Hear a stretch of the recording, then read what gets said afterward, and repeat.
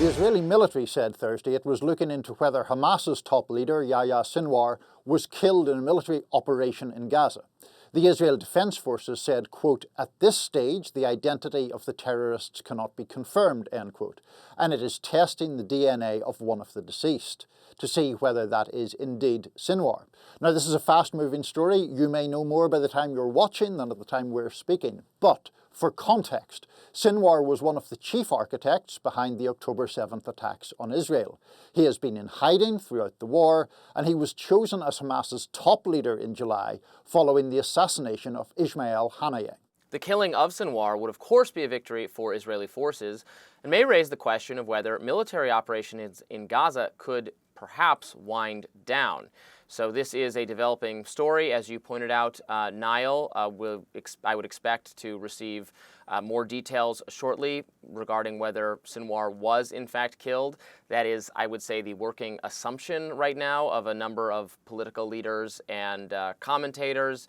There are images now on social media of a person who was killed during this Israeli operation who does look to be Sinwar. Now, again, that's being verified. It might not be him, but if it is him, that would be welcome, part of the justification for the operations, I would say, undertaken by Israel was a response, a legitimate response to October 7th, which was masterminded by this man, killing or capturing or forcing the surrender of this top Hamas leader was a stated goal of Netanyahu and Israeli leadership, and if that is accomplished, one would hope we could then we could transition toward having peace in this region, peace for the innocent people in Gaza. Yeah, I mean, several things about this. Firstly, I have never been one to minimize the horror of what happened on October 7th. I have, on this show, among other places, given my view of the Israeli counter-operation, which I think has been unnecessarily and gratuitously brutal and savage.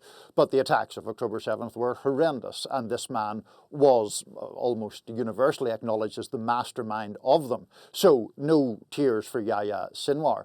Now, the question of whether the operations could wind down, I would hope so from a basic humanitarian perspective. I wonder about that. I mean, we've talked a lot about the fact that the Israeli government has so many very, very hard right members in it, people who have suggested that part of the goal could be the reoccupation of parts of the Gaza Strip. I don't expect that those people are going to go away or be sated now that Yahya Sinwar may be dead.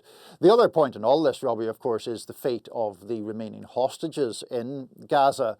We don't know exactly how that would play out. Would Sinwar's death, if confirmed, change that? He had been reported to be a more hardline figure in resisting a truce. For my money, Netanyahu has also resisted and moved the goalposts on a truce from the other side. But it does, I don't want to exaggerate the importance of potentially killing one leader, because I think ideologies are more important than leaders and the capacity of those ideologies to command loyalty and support. But obviously he was the central figure, and if he is dead, we'll see what that changes. Yeah, there's, I think, no doubt that one terrorist leader will be replaced with another, and unfortunately this cycle of violence will continue. However, for optics and for the purposes of exercising some restraint and control over the situation from the U.S. perspective, we've seen all this reporting in just the last 48 hours about the level of frustration the Biden administration has, Blinken issuing ultimatums saying there needs to be a peace deal, that this can no longer go on. Now, of course, they've been saying this all the way through the entire conflict, and it has not deterred or stopped or influenced or changed the Israeli government's behavior whatsoever. But if you are looking for an opportunity to unfurl the mission accomplished banner and move toward a different phase of this war, this would seem to me like an opportunity to do so.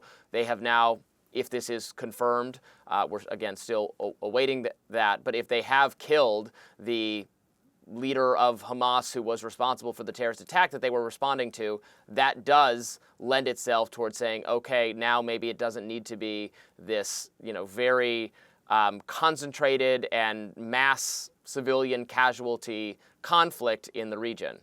Yes, I mean, certainly because Sinwar was so personally identified as the mastermind. And I do think that that means that if he has been killed, it is different even from the comparatively recent killing of Mr. Haniyeh, who was also a very senior, obviously the top Hamas figure, but not so identified with the actual planning and execution of those attacks. So it does potentially have that capacity to serve as something that gives political cover if, and I would stress this is a very big if, Netanyahu does want to wind these operations down. My fear would be that the focus has now shifted to some extent to Lebanon. I mean, Israel has invaded Lebanon, and I've frankly always been skeptical about Mr. Netanyahu's desire to make peace because he has his own selfish political and legal reasons for not wanting that, including investigations of corruption into him personally, and the likelihood that he would face questions about the security failures that occurred on October 7th as well. I think that's very fair. I'm concentrating on the U.S. part of it. If our leadership was looking for an excuse to really draw the line and then enforce it and then say, no more, that's enough, you have accomplished the goal of killing the person responsible for this terrorist attack, which was a legitimate goal of yours, but now we are drawing a hard line. This is now a reason to do that on our side. And again, if that comes with an actual threat of withdrawing support or funding or that sort of thing, the thinking should be that Netanyahu has no choice. Or if he wants to continue this without our total backing, well, then that's a choice that Israeli leadership can make, and the people of Israel can decide whether that's what they want.